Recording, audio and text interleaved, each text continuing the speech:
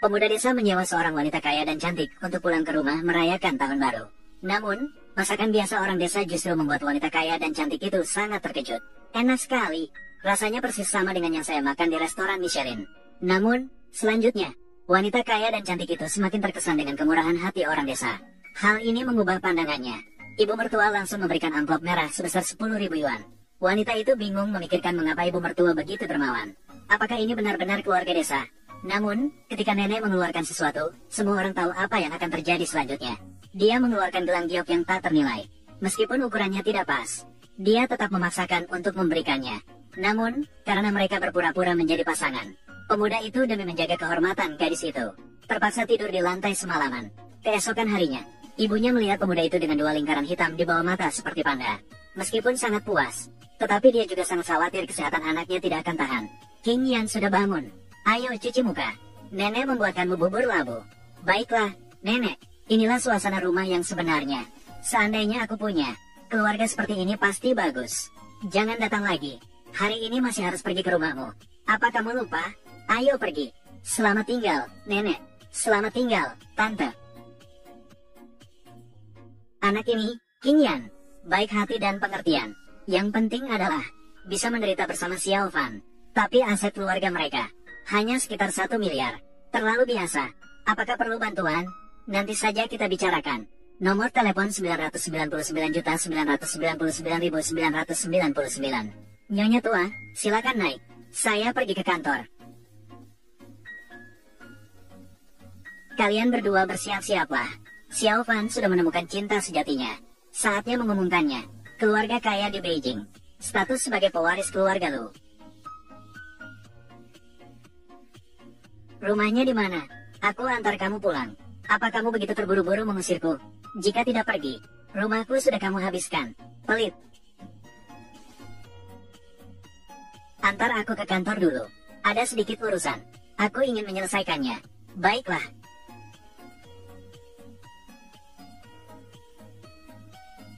Selamat pagi, Ketua Dewan. Kamu benar-benar baru di grup ini. Ketua Dewan Grup, kenapa tidak mirip Su Qingyan? Kamu membawa orang ini kemarin, berlari ke desa untuk berakting denganku, masih berani memanggil orang untuk memukulku. Hari ini kamu membawanya ke perusahaan lagi, membawanya di hadapku. Apa maksudku? Apakah perlu aku menjelaskan padamu?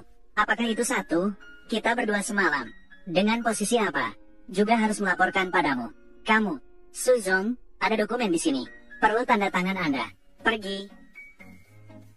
Su Zong, orang ini ternyata wakil direktur utama perusahaan, Su Kaiwen. Demi wanita ini, aku ternyata telah menyinggung atasan tertinggi. Kalau begitu, aku ada sedikit urusan. Aku pergi dulu. Tunggu, berhenti. Ini gelang siapa? Apakah tidak bisa ditahan lagi? Su Kaiwen, jika kamu masih tidak sopan pada pacarku, begitu tidak sopan, hati-hati, aku bisa jadi tidak sopan padamu. Su Qingyan, aku bilang padamu, ibumu sudah menjodohkanmu dengan aku. Sekarang kamu mengakui bahwa dia adalah aktor yang kamu cari. Hidup damai. Jika tidak, akan berakhir buruk. Semua orang terlihat tidak baik. Apakah kamu baik-baik saja? Ini aku, pacar yang serius. Kemarin malam kami bersenang-senang selama beberapa jam. Itu sudah cukup untuk menjelaskan segalanya.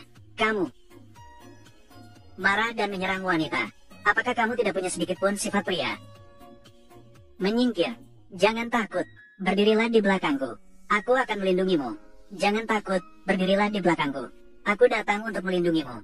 Nona Su, kenapa hari ini tidak ada yang menjemputmu pulang? Ya, mereka tidak menginginkanmu. Kakak ingin kamu.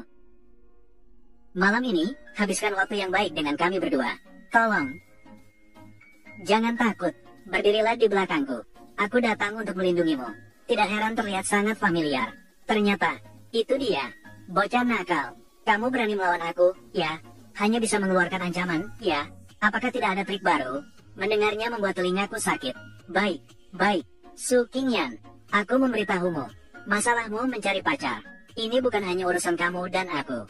Ini adalah urusan kedua keluarga kita. Masalah pernikahan politik. Sebaiknya kamu punya cara.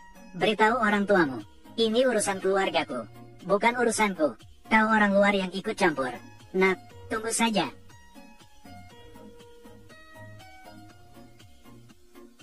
Dia hanya bisa mengancam, kan? Tidak. Dia bahkan bisa